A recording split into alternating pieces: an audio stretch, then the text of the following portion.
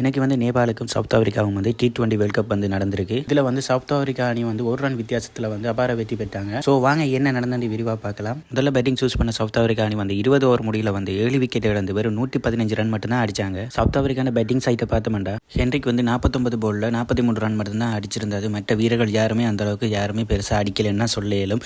ஏன்டா பட்லர் கூட அந்த அளவுக்கு அடிக்கல, டி குக் கூட அந்த அளவுக்கு அடிக்கல. ஏன்னா அந்த அளவுக்கு நேபாளோட போலிங் வந்து வேற லெவலில் இருந்திருக்குன்னு தான் சொல்ல இயலும். அது மட்டும் இல்லாமல் அந்த அளவுக்கு விச்சும் வேற லெவலுக்கு இருந்திருக்குன்னா சொல்ல இயலும். ஸோ விச் வந்து நேபாளுக்கு அந்த அளவுக்கு அமைஞ்சிருக்குன்னு சொல்ல இயலும். ஏன்னா அந்த அளவுக்கு எல்லாருமே போலிங் போட்டாங்கன்னு தான் சொன்னாங்க. அந்த அளவுக்கு போலிங்கும் போட்டு நல்லாவே கடத்தினாங்கன்னு தான் சொல்ல இயலும்.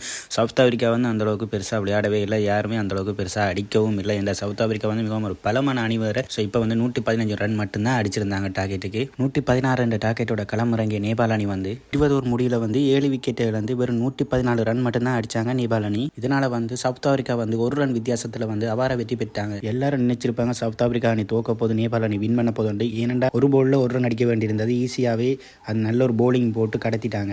ஸோ அதில் வந்து சவுத் ஆப்பிரிக்கா வந்து ஈஸியாகவே ஒரு ரன் வித்தியாசத்தில் வந்து வெற்றி பெற்றுட்டாங்க. சவுத் ஆப்பிரிக்காவில் வந்து அந்தளவுக்கு எல்லாருமே போல் போட்டிருக்காங்கன்னு தான் சொல்லிடுறோம். நீங்கள் பார்த்தாலே தெரிஞ்சிருக்கு, ஈஸியாகவே வின் பண்ணிட்டாங்க. இந்த சூப்பர் ஓவர் வரப்போனா எல்லாருமே எதிர்பார்த்துட்டு இருந்தாங்க. அது அந்தளவுக்கு எதுவுமே வேறையில்லை, ஈஸியாகவே ஒரு ரன் வித்தியாசத்தில் வந்து சவுத் ஆப்பிரிக்கா வந்து வெற்றி பெற்றுட்டாங்க. இதே மாதிரி கிரிக்கெட் நியூஸோட நம்மளோட சேனலை பார்க்குறதுக்கு ஃபர்ஸ்ட் வந்து நம்மளோட சேனலை வந்து சப்ஸ்கிரைப் பண்ணிக்கோங்க. நெக்ஸ்ட் வீடியோவில் உங்களை சந்திக்கிறேன். ஓகே, பாய்.